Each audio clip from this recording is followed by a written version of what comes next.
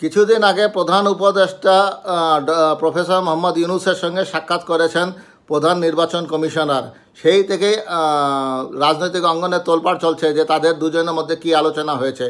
গত 26শে জুন প্রধান উপদেষ্টা ডক্টর মোহাম্মদ ইউনূসের সঙ্গে সৌজন্য সাক্ষাৎ করেছিলেন প্রধান নির্বাচন commissioner CEC am Nasir Uddin.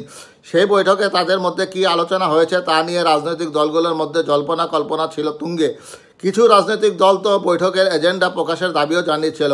অবশেষে মঙ্গলবার 1 জুলাই রাজধানীর আগারগাঁওয়ে নির্বাচন ভবনে এক সংবাদ সম্মেলনে প্রধান উপদেষ্টার সঙ্গে বৈঠকের আলোচ্য বিষয় নিয়ে কথা বলেছেন সিইসি নাসির উদ্দিন। সাংবাদিকদের প্রশ্নের জবাবে সিইসি জানান, অন্তর্বর্তী সরকারের প্রধান উপদেষ্টার সঙ্গে সৌজন্য সাক্ষাতে আগামী জাতীয় নির্বাচনের তারিখ বা নির্বাচনের সম্ভাব্য সময় নিয়ে কোনো আলোচনা হয়নি।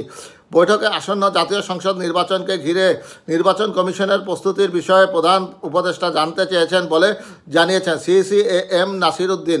তিনি বলেন, আমরা বলেছি নির্বাচন কমিশন ফুল গিয়ারে প্রস্তুতি নিচ্ছে। সাংবাদিকদের প্রশ্নের জবাবে সিইসি বলেন, প্রধান উপদেষ্টা চান ফ্রি, ফেয়ার এবং ক্রেডিবল নির্বাচন। তিনি সুষ্ঠু ভোট করতে অনেক আন্তরিক, তবে জাতীয় নির্বাচনের কোনো তারিখের বিষয়ে কোনো আলোচনা হয়নি। নির্বাচনের তারিখ নির্ধারণ হলে নির্বাচন কমিশনের মাধ্যমেই আপনারা জানতে পারবেন। তিনি বলেন, প্রধান উপদেষ্টার সঙ্গে এটি ছিল সৌজন্য সাক্ষাৎ।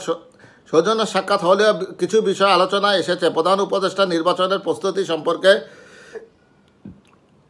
জানতে চেয়েছিলেন। আমরা জানিয়েছি পুরোদমে নির্বাচনের প্রস্তুতি নিচ্ছে নির্বাচন কমিশন।